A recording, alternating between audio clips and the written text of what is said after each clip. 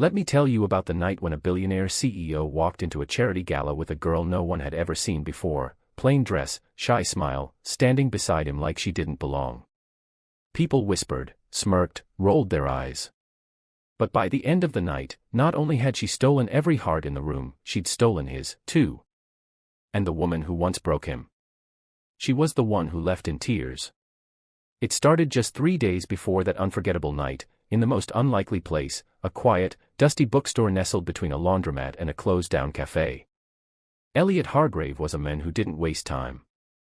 He was the type to calculate seconds, speak in numbers, live by structure. A 36-year-old self-made CEO with a billion-dollar tech company and the cold stare of someone who'd been burned one too many times. But that day, he wasn't chasing numbers. He was running from a memory, an invitation from his ex-fiancée that had arrived on cream-colored cardstock, sealed with gold wax. The annual Heritage Gala. Cordially inviting Mr. Elliot Hargrave and guest. It was her way of saying, I moved on. I'm still elite. And you're still alone. Elliot didn't like games. But he hated losing even more. So, he went looking, not for revenge, but for a woman.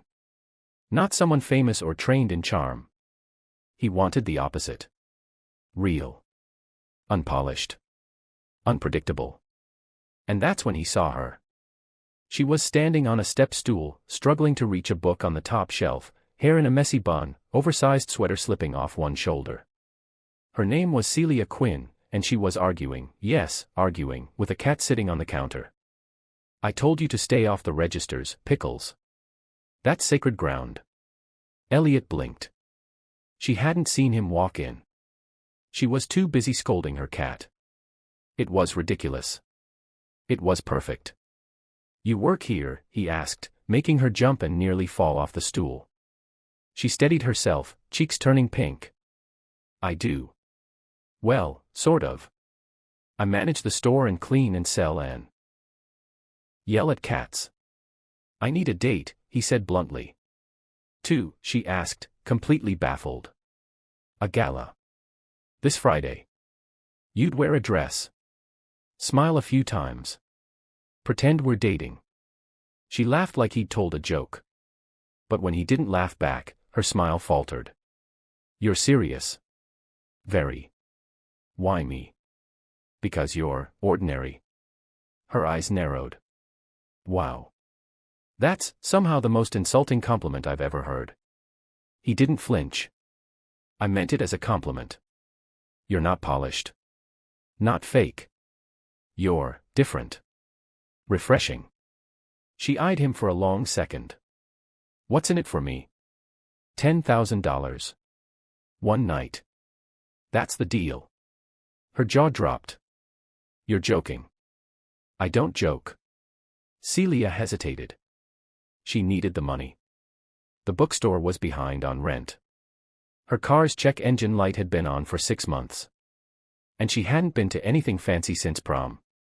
Maybe not even then. Fine. But I'm not wearing heels. The night of the gala, Elliot pulled up in a sleek black Rolls-Royce. He was flawless in a navy tuxedo, hair slicked back, cufflinks shining.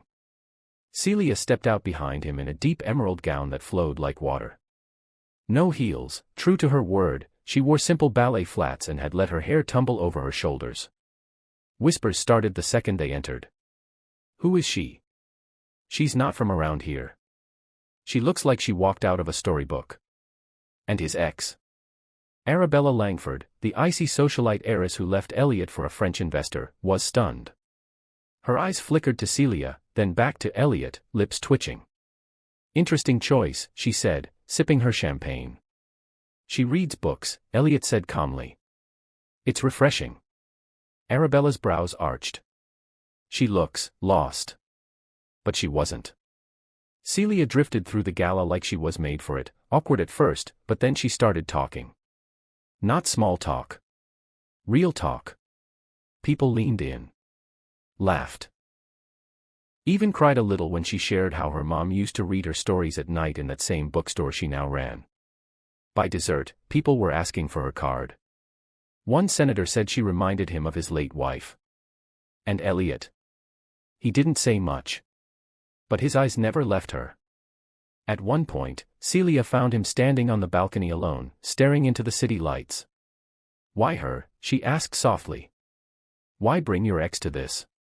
Was it really just about showing her you moved on?" "No," he said after a pause. "It was about reminding myself that I could." Celia looked at him then, not the suit, or the wealth, but the men who still carried something broken beneath it all. "You don't need a reminder," she said. "You just need to stop living like someone else holds the pen to your story." He smiled, a rare, genuine one. "That's very bookstore of you. And you're very CEO. Cold, calculated, charming." He stepped closer. "But are you still in?" Celia met his gaze, heartbeat wild in her chest. "Maybe. But the price just went up." He chuckled. "To what?" "You buy a copy of every book in the store." Done. And just like that, the girl no one saw coming became the woman no one could forget. End of chapter 1. Backhand index pointing right. Don't miss chapter 2 to see what happens when the world, and Elliot, realizes Celia isn't just a fake date, but something far more real. Red heart. If this story touched you, please like this video, subscribe for more emotional love stories, and share it with someone who believes love shows up in the most unexpected places.